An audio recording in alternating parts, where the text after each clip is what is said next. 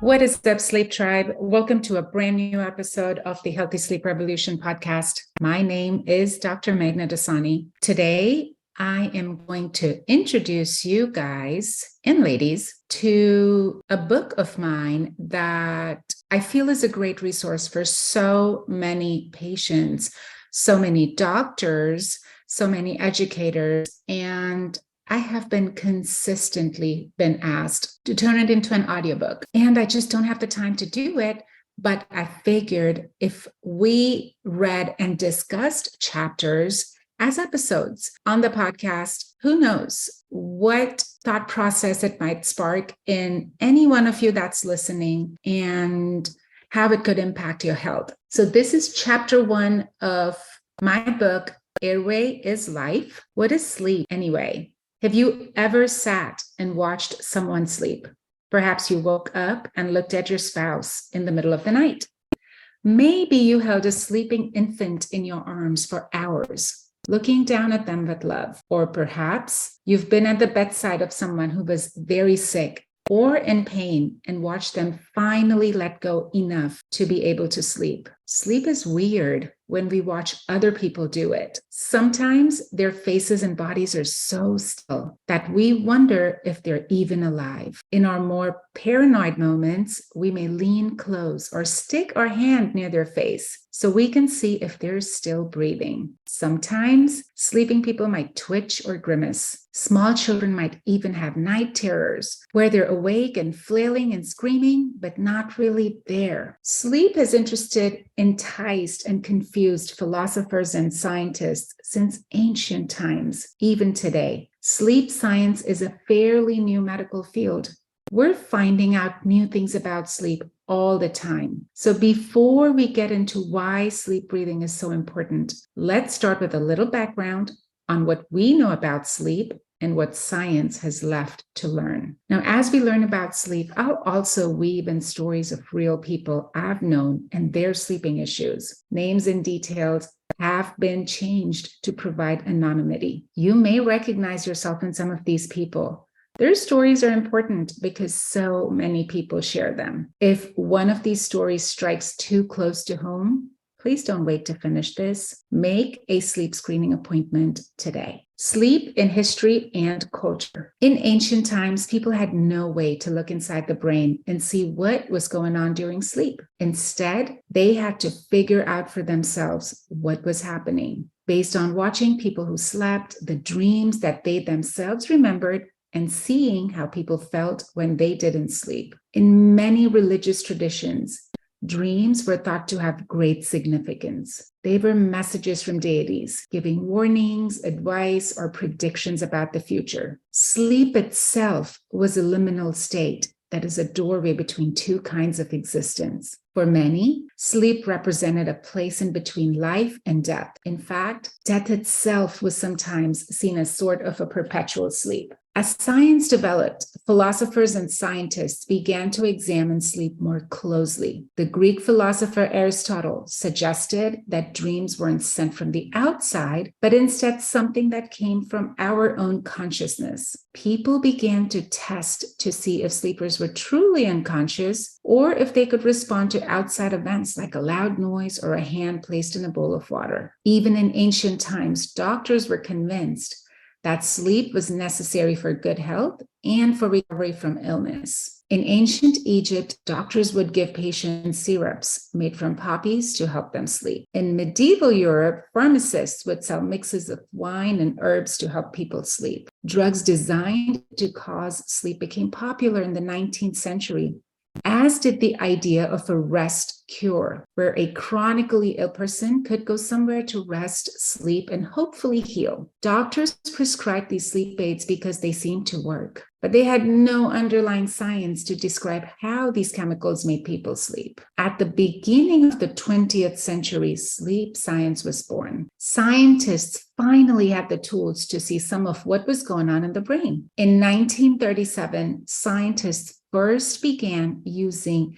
electroencephalograms, EEGs, to study electrical patterns in the brain during sleep. This showed that the brain is active during all stages of sleep, and that different parts of the brain are active at different stages. It also allowed scientists to test whether the brain responded to noises or smells when the body appeared not to. In 1957, the scientists Nathaniel Kleitman and William Dement described the 5 stages of sleep, further broken down into REM, or rapid eye movement, and non-REM, non-rapid eye movement. Scientists also learned about circadian rhythms. They began to understand that there are forces compelling people to sleep at certain times of the day and be awake at others. For most people, the time to sleep was at night, but for other people, it seemed like the night was a time to be awake and keep watch. When these people were in jobs that suited their schedules, all was well. But when we forced them to sleep and wake against their natural rhythms, they had trouble staying awake and alert. These rhythms weren't even stable across their lifespan. Scientists began realizing that at different points in our lives, we may be morning people, night people, or something in between, and that it's mostly beyond our control. New technology lets scientists learn more about what happens when people sleep and what happens when they don't. In 1965, a group of scientists discovered obstructive sleep apnea, OSA, and they showed that people who were sleepy during the day often had trouble breathing at night. They noticed that this lack of sleep seemed to trigger weight gain, high blood pressure, and other metabolic issues. In 1975, researchers at Stanford showed that patients with sleep, breathing issues, and high blood pressure improved after surgery that corrected breathing. In 1981, with the invention of the CPAP, continuous positive air pressure, a device that forces air into the airways during sleep, entered the mainstream. And we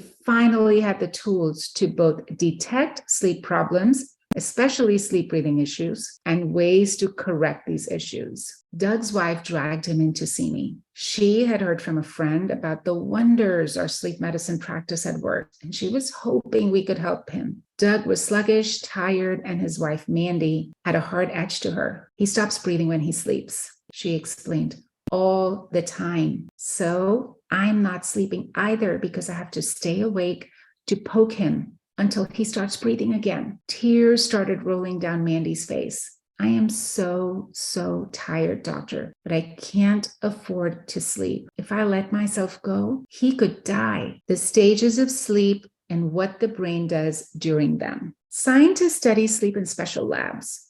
They have volunteers agree to sleep while hooked up to machines that measure their brain waves, heart rate, and breathing. Doesn't sound very comfortable or restful, does it? But these monitors let researchers see what the body and the brain are doing while people are asleep. Before the EEG, most doctors assumed that during sleep, the brain was like a machine that had been turned off. The body kept going a bit more slowly, and the mind was gone. Today, we know that the brain is active in all stages of sleep, and that it is possible to track how someone is sleeping by looking at their brain waves. Stage 0, when you're awake. When you're awake, your brain waves, heart rate, breathing, and body temperature are constantly in flux. You're looking around, responding to the world, speeding up, slowing down, constantly changing.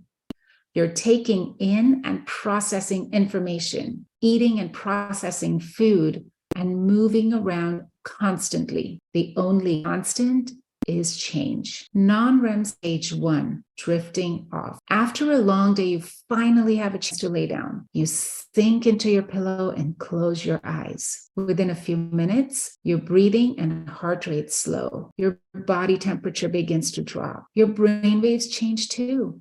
They become lower voltage than your daytime signals, and their patterns begins to change. In stage 1, your thoughts become more random and confused. You stop understanding the conversations and the sounds around you. If someone wakes you up, you may not remember having slept at all. In stage 1, you may experience sleep jerks, where you feel like you're falling or thrashing and jerk yourself awake. Most people spend between 1 and 7 minutes in this stage of light sleep. When an exhausted new parent takes cat naps where they drift off for a few minutes in the middle of work or chores, they're hitting this stage of sleep. After you've spent several minutes in stage 1, your brain waves start to change again.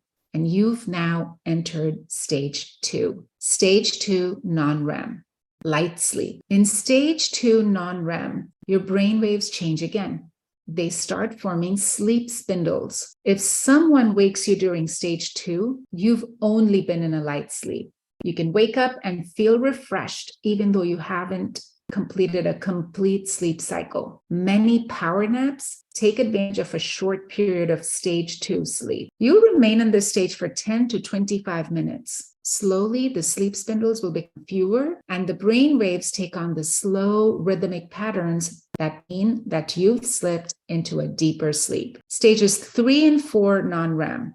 Deep sleep. Some scientists distinguish between stage 3 and stage 4 non-REM, while others say they're both parts of the same deep sleep. During these stages, a healthy person experiences slow, regular breathing, a slow heart rate, and synchronized, slow delta brain waves. This is the sleep you need to feel really and truly rested. If you're a parent, you've probably seen this in a baby or a child that's in a deep sleep. This is when they go limp. You can lift their arm and it just falls back into place. You can move them around from a car to a bed and they never even stir. Deeply sleeping adults can be hard to wake too, but their brains are still open to environmental stimulus. Researchers have found that during brief periods, during each brainwave, the brain can respond to outside noises. So even when you're deeply asleep, you can still hear that strange crash outside, the crying child, or the smoke alarm. Your brain is designed to keep you safe, even when you're sleeping. This stage usually lasts for 20 to 40 minutes. It ends with the return to stage 2 for 5 to 10 minutes. After revisiting stage 2, you don't truly return into stage 1. Instead, you enter a state called REM. REM, the dreaming state. In REM, or rapid eye movement, your brain is as active as when you're awake.